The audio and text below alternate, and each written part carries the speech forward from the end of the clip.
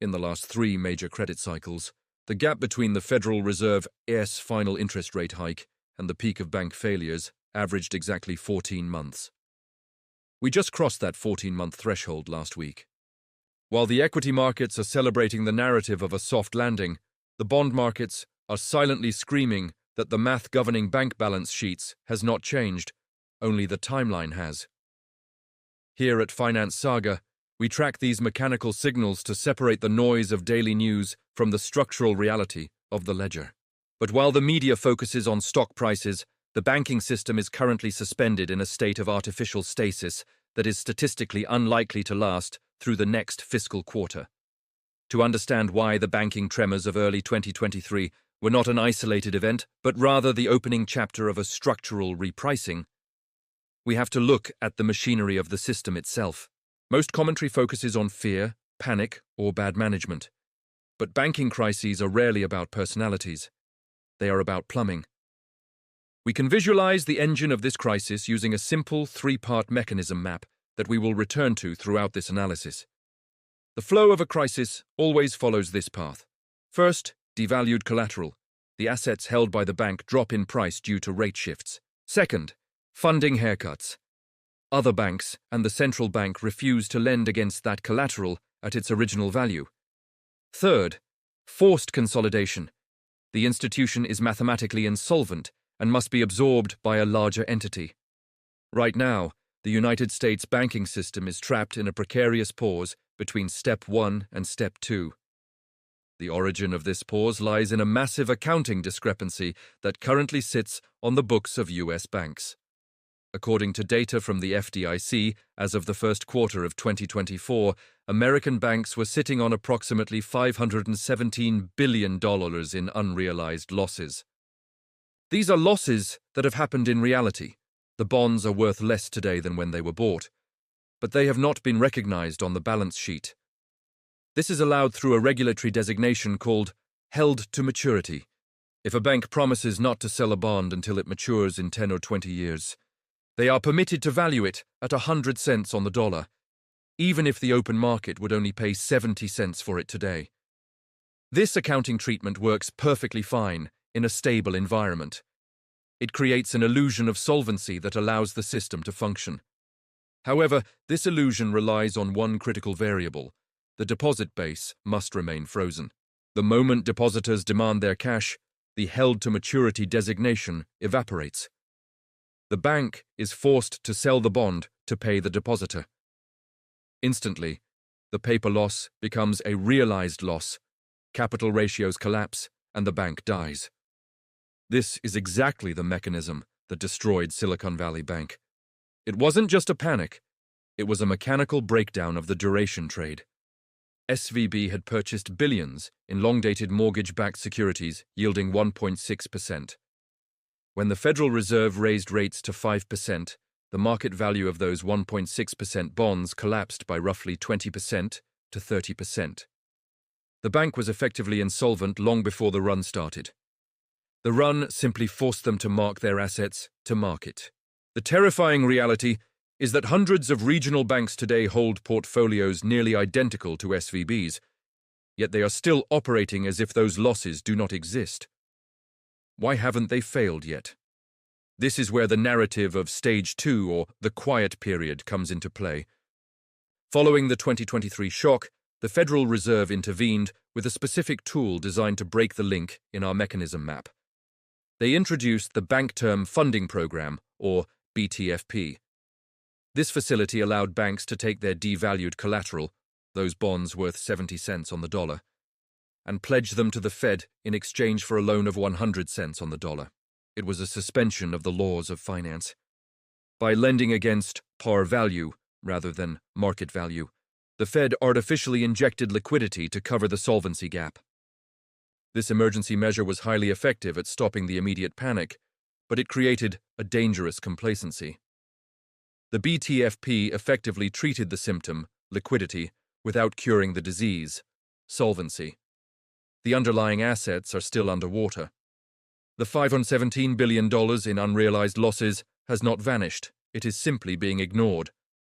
However, the BTFP was a temporary bridge. the program officially ceased making new loans in March 2024. Now, banks that face liquidity stress must turn to the discount window, a facility that historically carries a heavy stigma and, crucially, values collateral at its true market price, not its fantasy par value.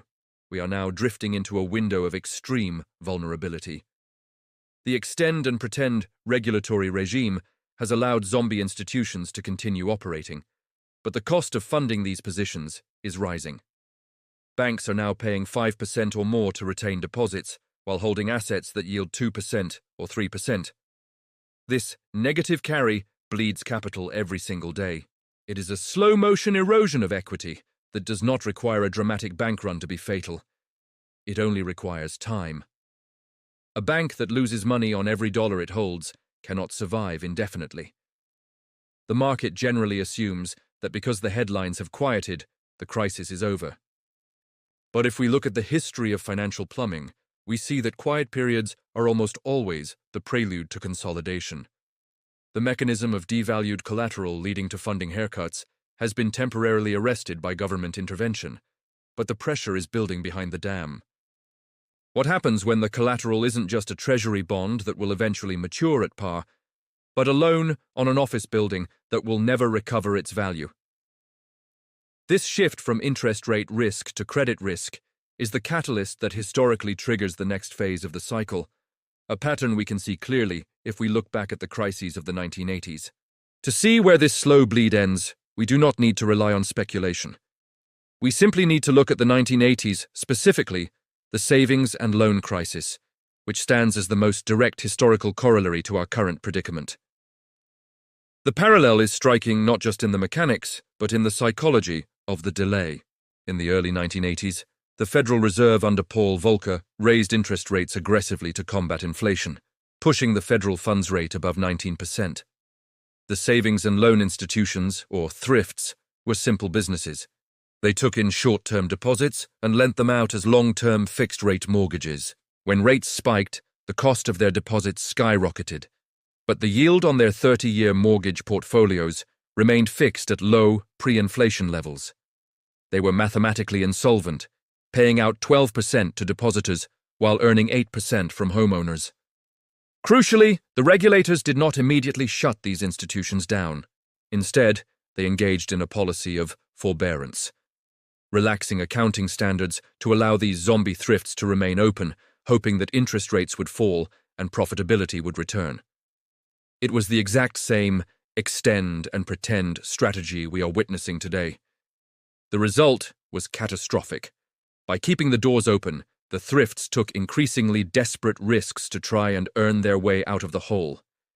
The crisis dragged on for a decade, from 1986 to 1995, eventually resulting in the failure of 1,043 institutions and costing taxpayers approximately $124 billion, a massive sum at the time.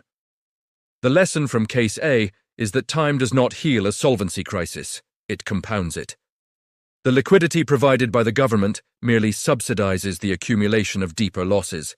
This brings us back to our central mechanism map. Devalued collateral, funding haircuts, forced consolidation. In the S&L crisis, the government tried to break the arrow between devalued collateral and forced consolidation by removing the funding haircut through regulatory leniency. But the mechanism is like gravity. You can defy it for a moment, but eventually the weight of the asset side of the ledger crushes the liability side. The delay in the 1980s resulted in the total destruction of the thrift industry, which was effectively wiped off the map and absorbed by commercial banks. We are seeing the early stages of this same absorption today, where the distinct class of regional banking is slowly being digested by the too-big-to-fail giants. If the S&L crisis shows us the danger of delay, the panic of 1907 offers the blueprint for the endgame: the forced merger. In 1907, the financial system was shaken by the collapse of the Knickerbocker Trust. Trust companies at the time were the shadow banks of their era. They acted like banks, taking deposits and making loans. But they were less regulated, and critically, they were not members of the Clearinghouse Association. This meant they had no access to emergency liquidity when the tide went out. When the run on Knickerbocker began, the liquidity dried up instantly. What happened next is the defining precedent for modern banking consolidation.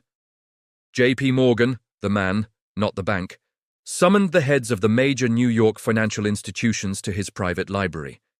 He locked the doors and told them they would not leave until they agreed to contribute capital to bail out the trust companies that were salvageable and to manage the orderly liquidation of those that were not.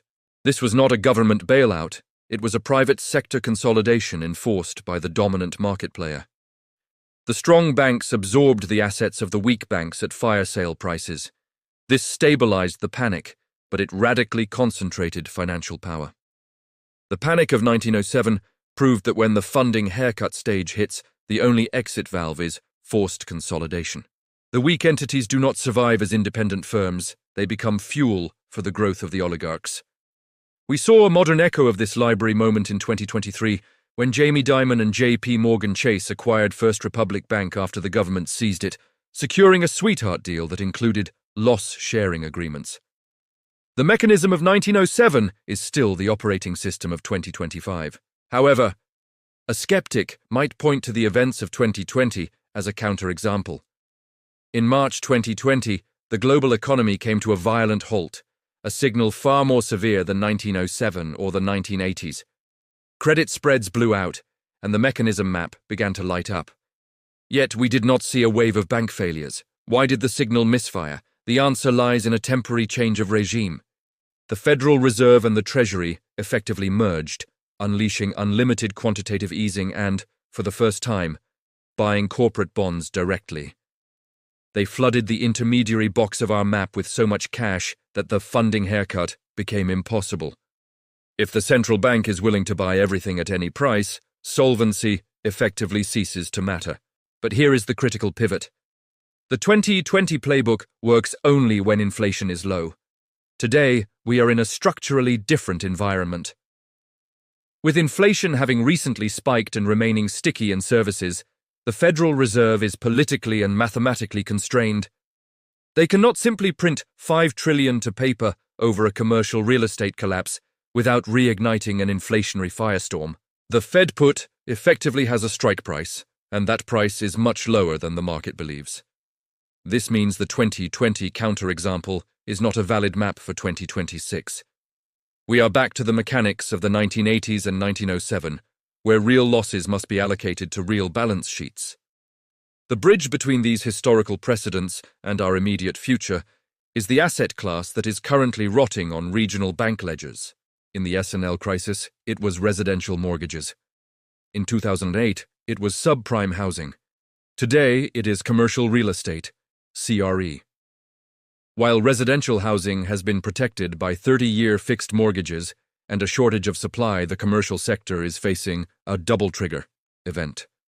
A fundamental decline in demand due to remote work combined with an explosive increase in refinancing costs. This is not a theoretical risk. It is a mathematical wall that comes into view the moment we look at the maturity schedule for the next 24 months. We are currently standing in the shadow of the largest refinancing event in the history of commercial finance, a maturity wall that totals $2.2 trillion in commercial real estate loans coming due before the end of 2027. To understand the gravity of this number, we must recognize that a commercial loan is not like a 30-year residential mortgage where the rate is locked for a generation. Commercial loans are typically 5-year balloons. This means the vast majority of the debt maturing right now was originated in the zero interest rate environment of 2020 and 2021. These deals were underwritten with the assumption that money would essentially be free forever. A developer borrowing at 3% interest on an office building with a 5% rental yield is a genius. That same developer borrowing at 8% on a building with a 4% yield is bankrupt. The math has inverted. This is where the extend and pretend strategy hits a concrete ceiling. For the last 2 years, lenders and borrowers have utilized interest rate caps, insurance policies purchased back in 2022, to suppress their payment shock. But those caps typically have 2 or 3 year durations, and they are expiring en masse right now, in the fourth quarter of 2025. When a rate cap expires, the borrower doesn't see a gradual increase in costs. They see a vertical line. The loan floats immediately from a capped 4% to a market rate of 8% or 9%. At that level, the debt service coverage ratio, the amount of cash flow available to pay the mortgage, drops below 1.0. The building is no longer an asset, it is a liability that consumes cash. Let's return to our mechanism map to see precisely where this pressure applies. We previously established the flow: devalued collateral, funding haircuts, forced consolidation. The CRE maturity wall accelerates the first box, devalued collateral, with violent efficiency. When a loan cannot be refinanced because the math doesn't work, the property must be sold. But because buyers also face 8% interest rates, they can only pay a price that makes sense at those rates. This forces a repricing of the asset, often 30% to 50% lower than its 2021 valuation. This realized loss flows instantly to the bank's balance sheet, destroying capital. The intermediary, in our map, the regional bank, suddenly finds that its collateral is worth less than the loan it secured. To confirm this mechanism is active, we don't need to guess. We can look at 3 specific data signals, flashing red right now. The first signal is the spread between commercial capitalization rates and the 10-year Treasury yield. Historically, investors demand a risk premium of at least 200 basis points, 2%, to own a building over a risk-free government bond. If the 10-year Treasury is at 4.5%, real estate should yield 6.5% to be attractive. Currently, in many major markets, cap rates are sitting dangerously close to, or even below, the risk-free rate. This is negative leverage. It implies that commercial property prices are still roughly 15% to 20% too high relative to the cost of money. The market has not yet taken its medicine. As this spread normalizes, property values must fall further, deepening the hole in bank balance sheets. The second signal is the quiet surge in discount window usage. As we noted, the friendly BTFP facility is gone. Banks needing cash must now go to the Federal Reserve's lender of last resort window. Historically, utilization of this window is a badge of shame. It signals to the market that no private lender will touch you. Yet, in recent weekly data releases from the Federal Reserve, we are seeing persistent, elevated borrowing levels that defy the soft landing narrative. Banks are effectively paying a penalty rate to stay liquid. This indicates that the interbank lending market, banks lending to each other, is growing suspicious of the collateral quality we just discussed. They are cutting each other off, forcing the weakest links to the Fed. The third and perhaps most critical signal is the cash-to-assets ratio of small domestically chartered commercial banks. If you pull the H8 data from the Federal Reserve, you will see a divergence. The megabanks, JP Morgan, Bank of America, are flush with cash. The regional banks, however, are seeing their cash buffers grind lower. They are facing a dual drain. Depositors are slowly moving money to higher-yielding treasuries or safer megabanks, flight to quality, while their loan books are locking up. When cash reserves hit a critical floor, a bank loses the ability to process withdrawals. This was the exact precursor to the March 2023 failures. The median regional bank is currently operating with a cash buffer that is historically thin given the volatility of their asset base. Why does this fall squarely on regional banks? It comes down to concentration risk. The regulatory definition of a regional bank is effectively a map of commercial real estate exposure. Smaller banks hold nearly 70% of all commercial real estate debt in the United States. They are the primary lenders for the strip malls, the medical offices, and the mid-rise apartment complexes that define the American economy. A global giant like Citigroup has a diversified book with credit card debt, international corporate loans, and trading revenue. A regional bank in Texas or Ohio is often a levered bet on the local property market. If that market reprices by 20%, the regional bank's equity is wiped out. This creates a structural inevitability. We have established that the assets are overvalued, signal 1, the private funding markets are closing their doors, signal 2, and the internal liquidity buffers are draining, signal 3. The if-then logic of this situation is not a matter of opinion, it is a matter of arithmetic. The loans must be refinanced. The borrowers cannot pay the new rates. The properties must be sold, the losses must be recognized, and when they are recognized, the banks holding them must raise capital or be acquired. The market has spent the last 2 years hoping that interest rates would return to 2021 levels, effectively saving these loans from default. But with inflation proving structurally sticky and the bond market revolting against fiscal deficits, that rescue is not coming in time. The maturity wall is not a future problem. Strictly speaking, the wave begins cresting in January 2026. This brings us to the final, most personal question of this analysis. When the consolidation machine turns on, who actually pays for it? The assumption is that the FDIC protects everyone. But the fine print of the last major regulatory overhaul suggests a very different outcome for those who fall outside the safety net. The assumption that the government will always step in to save every depositor is a dangerous bet based on a sample size of 1. While the 2023 rescues of Silicon Valley Bank and Signature Bank created a perception of a blanket guarantee, those interventions were legally designated as systemic risk exceptions. They required a supermajority vote by the FDIC, the Federal Reserve, and the Treasury Secretary to bypass the standard law. That standard law, the Dodd-Frank Act, was explicitly written to prevent taxpayer bailouts by mandating bail-ins. This means that in a standard failure, one not deemed a threat to the entire global order, the bank's creditors and uninsured depositors are statutorily required to absorb the losses. This brings us to our quantified if-then funnel for the next 24 months. If the commercial real estate maturity wall triggers failures in small to mid-sized regional banks that are not considered systemically important, then the FDIC is legally bound to resolve them at the least cost to the insurance fund. In this scenario, the probability of a haircut for uninsured depositors rises significantly. So, who actually pays? In a bailout, the currency holder pays through inflation. In a bail-in, the depositor pays through confiscation. But there is a third silent group that pays in the scenario we are entering now, the small business borrower. This leads us to the final iteration of our mechanism map: devalued collateral, funding haircuts, oligopoly control. When the dust settles on this consolidation, we will not just have fewer banks. We will have a fundamentally different type of banking system. We are moving from a decentralized network of 4,000 institutions, where a local loan officer knows the value of a local business, to a centralized oligopoly of perhaps 4 or 5 mega institutions run by algorithms.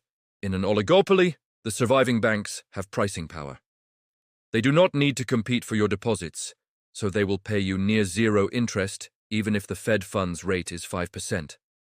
More importantly, they will ration credit. A megabank in New York has no incentive to underwrite a complex, small loan for a factory in Ohio. It is inefficient. They will simply cut off access to credit for the lower middle market. The cost of this crisis, therefore, is not just the line item on a balance sheet. It is the permanent increase in the cost of capital for the real economy.